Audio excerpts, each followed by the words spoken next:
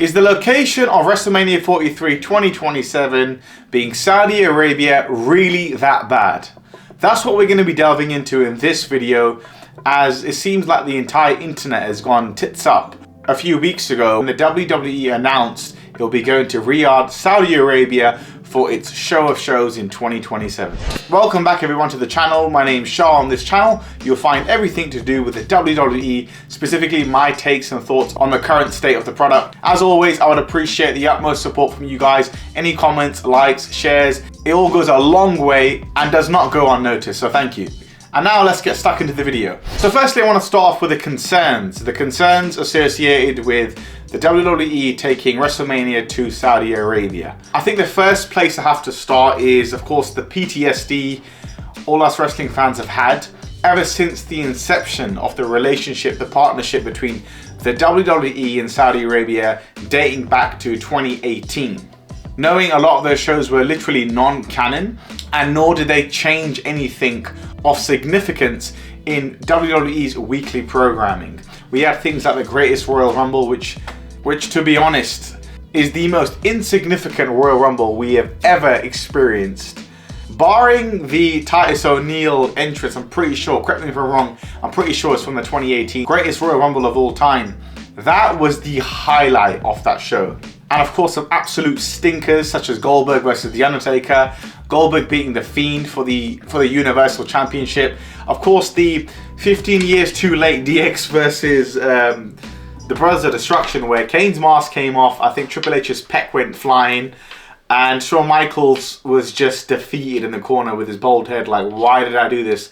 I realized recently I watched a bit of, I watched this piece of content where I think it was in the Chris Van Vliet show, I think it was, where Shawn Michaels popped up and he said, you know, he still recognizes his official last match, his retirement match, to be the one against The Undertaker at WrestleMania 26 in 2010.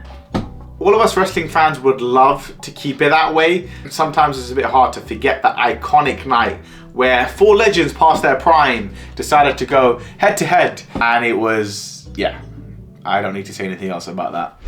And secondly, I'll touch on the fan base. I think this is definitely a major concern for a lot of the diehard wrestling fans. They feel like perhaps, at least what we're accustomed to, a lot of the audience and the fan base from Saudi Arabia can almost be categorized as generic. So they're like their household names like John Cena, The Rock, Goldberg, The Undertaker. A lot of these superstars who are nearing retirement or are literally flat out retired. And going back to 2018, some of those wrestlers were still around, such as Undertaker and Goldberg. And when it came to the other superstars on the roster, namely the women's division, the crowd was a bit flat. There wasn't a lot of clamoring from the audience. So that kind of created a one-sided image to whenever a show was going to be depicted or when it was going to be positioned within Saudi Arabia. It was like a glorified legends returning for absolutely no reason, and it's changing nothing in the WWE, and it's not giving the focal point and the focus on, for example, the women's division or the top superstars putting in the effort week to week on Monday Night Raw and Friday Night SmackDown. So taking into account both those points I just mentioned, does create a bit of a concern when we hear WrestleMania is going to Saudi Arabia, the show of shows, especially considering we're getting the Royal Rumble literally in about, what, few months in January in Saudi Arabia itself. And to be honest, although a lot of the PTSD that we have had has been underneath the Vince McMahon regime, dating back from 2018 till, I want to say around 2021, 2022, I know Triple H sort of took over around that time. And I'll touch on how the regime changing does affect how things are now. But continuing with the concerns, we know TKO, right? We know TKO is all about the money, of course. They skyrocketed prices. I see some of these prices. A lot of content creators on YouTube are sort of making videos on them because some of these prices are ridiculous. Like, I mean, people are putting multiple figures just to sit like in a half decent seat. Of course, that leads into WrestleMania going back to Las Vegas next year. Of course, it was meant to be in New Orleans. That got cancelled. And they've gone back to Las Vegas, all in the name of money. And of course, the advertisements, the sponsorships we're getting in the ring, which to be honest in my head is actually not that much of a big deal. But the point I'm trying to make here is, with TKO making this decision, it seems like it's reinforcing the image where it's just all about the money. And I definitely feel like at times I'm in that category of being concerned with Saudi shows. However, I want to now transition and I want to discuss, on the contrary, how WrestleMania going to Saudi Arabia in 2027 is actually not as bad as we're all making it out to be. I really feel like some of us are reaching, and let me explain why. So firstly, as I mentioned, a lot of the PTSD that we've had as wrestling fans from Saudi shows comes from a time and era. I know it's not that far away in terms of hindsight, but realistically speaking, it's been a good few years. And since then, the WWE has shifted in many ways. Triple H has done some tremendous work. He's of course done some work that's been questionable as well, but nobody's perfect.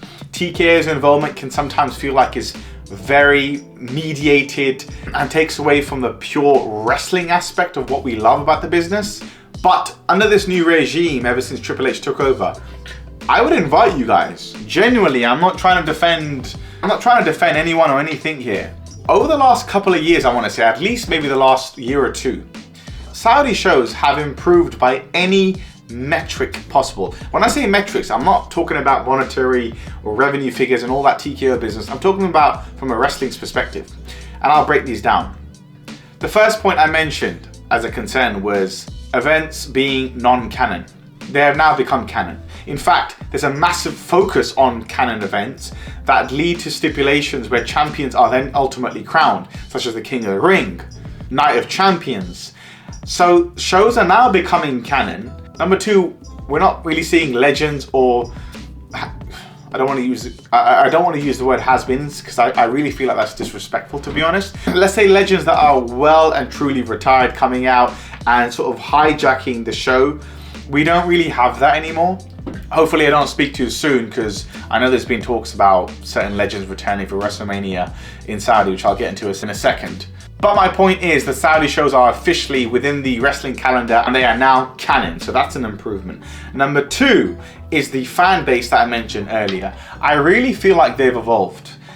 Now, when we see conferences or when we see entrances as well of superstars come out at any point, like I said, during the conference or actually during the event, whether they are the mid-card, whether they are women, the crowd is actually engaged, they are involved, they are chanting, whether they're booing or they're cheering, irrespective of where they are on the card. And I feel like this whole Renaissance period is also to do with the crowds. Like crowds, I'd probably say Europeans, I have to give it to us Europeans, we have really set the bar so high where anyone foreign from the US now, irrespective of where you are, if you're outside of the US, it's like an obligation. You have a standard to meet and you guys have to go nuts during these shows. And the Saudis are doing it. The Saudis are doing it. I mean, some of their chants you probably can't understand because of the accent or whatever like that, but it's cool. You know, they're still engaged, they're still participating, and they're giving the entire roster the same level of energy. This is not something they used to do during the early years of this partnership. They really did not.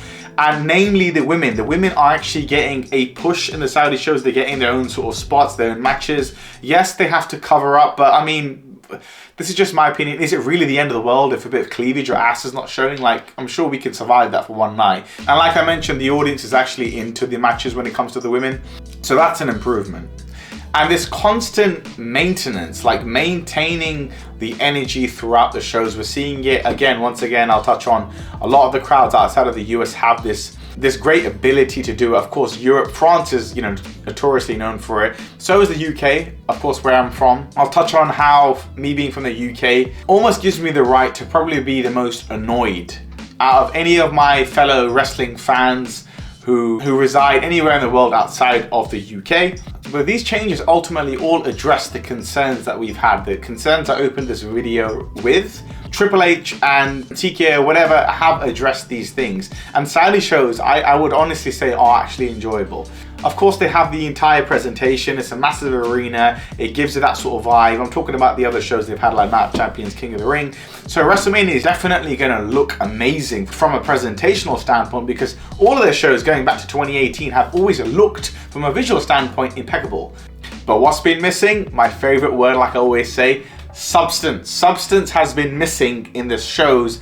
However, over the last couple of years, that's been addressed and I strongly believe rectified. And this is my main point. Triple H still cares about substance. I know he's not the perfect booker, the perfect head of creative, and he doesn't always conclude storylines, sometimes they get scrapped or whatever the case is. But for the most part, he still cares about the actual plots going on in the storylines, the in-ring, and the talent that are in their prime, not legends who are now retired.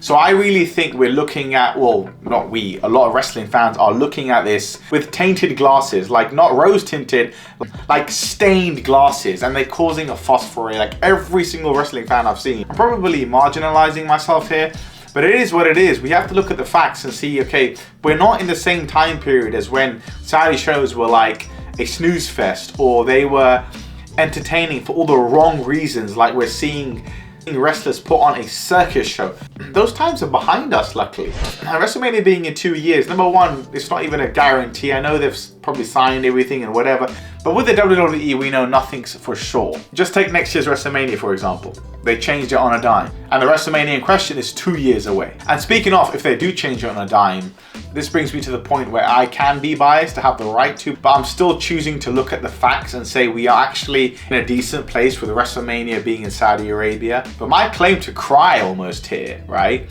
is me being from the UK. There's been online mentions for an extended period of time now where we've had WrestleMania in Canada. Of course, we've had it all across the US. The next place always felt like it should have been London. You know, specifically Wembley Arena. It's got the capacity, it's got the heritage.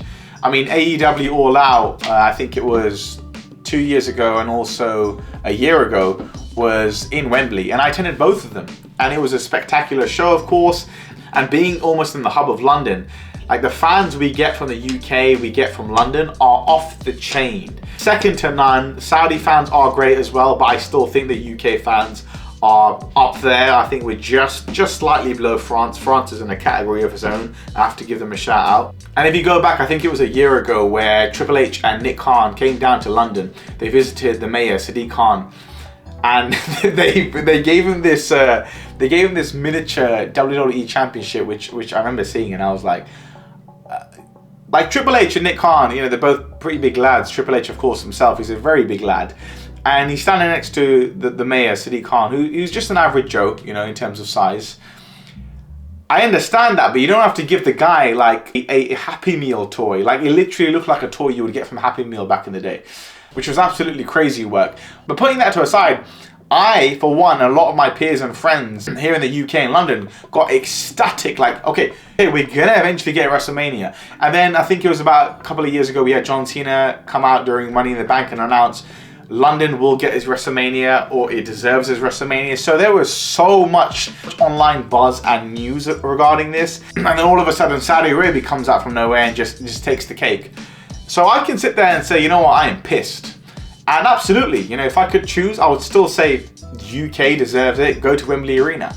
But we're not getting it, and Saudi Arabia, to be honest with you, is not really a bad option. If this was 2018, 2019, even 2020, maybe 2021, I would most certainly understand where everyone's coming from. I would be fuming myself. But I think here we're just making something bigger than it needs to be. Yes, we're definitely going to have legends show up. We're probably going to have The Undertaker, Shawn Michaels. I don't think we're going to have these figures show up in a wrestling capacity. Yes, money's involved. You know the Saudi prince and everyone is going to go ahead and splash money on this event. The WWE is going to try and meet the demands and requirements of Saudi Arabia. That's going to involve the legends, but the legends also have the ability to say no. And I know they haven't always said that. Sometimes they push past their retirement, or they push past where they should have retired. I'm looking at you, The Undertaker. I love you to pieces. In my opinion, you're the GOAT, but you went a few years way too long in your career. You should have ended it probably around 2015, 2016 max. But hey, so we have been bitten by this before, but it is now 2025. And this event's going to take place in 2027. That's almost going to be a full decade since we saw the inception of this partnership between Saudi Arabia and WWE, where we initially saw all these legends come back for absolutely no reason, and legends also not retire on time. So yes, I can't fault someone for thinking, what if it happens again? But like I said, it's almost been a decade. Those wrestlers that I've mentioned and these names that Saudi Arabia wants to back in the WWE, even someone like Stone Cold Steve Austin, who hasn't really been part of the Saudi shows, at least from a wrestling capacity. I know he came back to WrestleMania a couple of years ago with Kevin Owens, maybe as a one-off, and then he was rumored to be at WrestleMania 40. But Father Time comes for everybody. A lot of these wrestlers that I've mentioned who have come back potentially in the past or who have not said no, it's been a good 8, 6, 7 and so forth years since then. They've gotten older. You look at Shawn Michaels now, like, love him to pieces, doing tremendous work at NXT, but I do not want to see that man wrestle. And I think he's been stung by what happened in 2018, I believe it was, where he would definitely not want to do that again. It's clear from his interviews he wouldn't. And then you add, what, another 9 years to that. So he's even older, he's even more broken down now. And all of a sudden, these wrestlers and all these legends are going to come back and they're going to 100% wrestle. Do you think TKO are going to be happy with that? We know TKO is all about the image, sometimes a bit too much, I understand that. You really think they're going to taint the show of shows by having all these legends who are way past their prime, broken down, come out and put on matches and take the spotlight from this already stacked roster that we have? Like, we have arguably the most stacked roster we've had in years.